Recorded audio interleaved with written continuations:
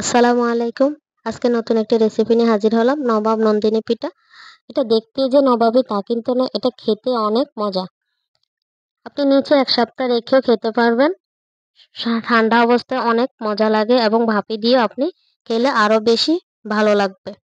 আমি মূল উপকরণে চলে যাচ্ছি। আমি এখানে নিয়ে নিলাম ১.৫ কাপ শুকনো চালের গুঁড়া। নিয়ে নেব আমি এখানে ১ কাপ পরিমাণ বাটালি গুড়। আমি বাটালি গুড়টা নিয়েছি, আপনি অন্যান্য গুড় নিতে পারবেন। নিয়ে নিলাম কোরানো নারকেল ১ কাপ পরিমাণ। দিয়ে দিলাম স্বাদ মতো লবণ। এখন আমি শুকনো উপকরণগুলো ভালোভাবে মেখে নেব। ভালোভাবে গুড়, নারকেল, চালের গুঁড়া ভালোভাবে মেখে নিয়ে এখন আমি গুলিয়ে রেখেছি দুধ। দুধটা দিয়ে গুললে অনেক মজা লাগে, ভালো লাগে। আপনি পানি দিয়েও গুলিয়ে নিতে পারবেন। এভাবে আমি ভালোভাবে মেখে নিলাম। বেশি ভিজা অবস্থা করা যাবে না, তাহলে পিঠাটা খেতে ভালো লাগবে না। একটু ঝরঝরা করে মাখিয়ে নিতে হবে। দেখতেই পাচ্ছেন আমি এরকম ঝরঝরা করে নিয়েছি। আপনি এভাবে ঝরঝরা করে নেবেন, তাহলে পিঠাটা খেতে অনেক ভালো লাগবে। আমি এখানে স্টিলের একটি পাত্র নিয়েছি। নিয়ে নিলাম বড় ছিদ্রযুক্ত চালনি।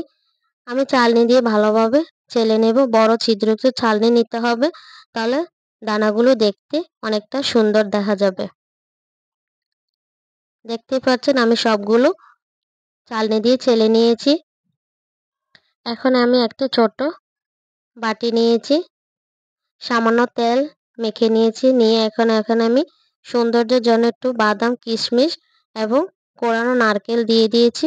হাতের কাছে থাকলে দিবেন, না থাকলে কোনো সমস্যা নেই। তো আমি এভাবে পিঠাগুলো দিয়ে দিলাম। একটু চেপে চেপে দিবেন, আলতোভাবে চাপা যাবে না, তাহলে পিঠাটা যখন খুলতে যাবে তখন ভেঙে যাবে। একটু চাপিয়ে চাপিয়ে দিবেন ভালোভাবে, যখন খুলতে যাবেন তখন পিঠাটা সহজভাবে খুলে চলে আসবে। দেখতেই পাচ্ছেন আমার পিঠাটা কিভাবে খুলে এসেছে। এভাবে আমি সবগুলো পিঠা বানিয়ে নিয়েছি। চুলায় আমি একটি পাত্র বসিয়ে দিয়েছি, একটা কাপড় মুড়িয়ে দিয়েছি। বলক উঠে এসেছে আমার। এখন আমি পিঠাগুলো দিয়ে একটা ঢাকনা দিয়ে ঢেকে দেব ১৫-২০ মিনিটের জন্য। ১৫-২০ মিনিট পর আমি ফিরে আসলাম। আমার পিঠাগুলো প্রায় হয়ে গেছে।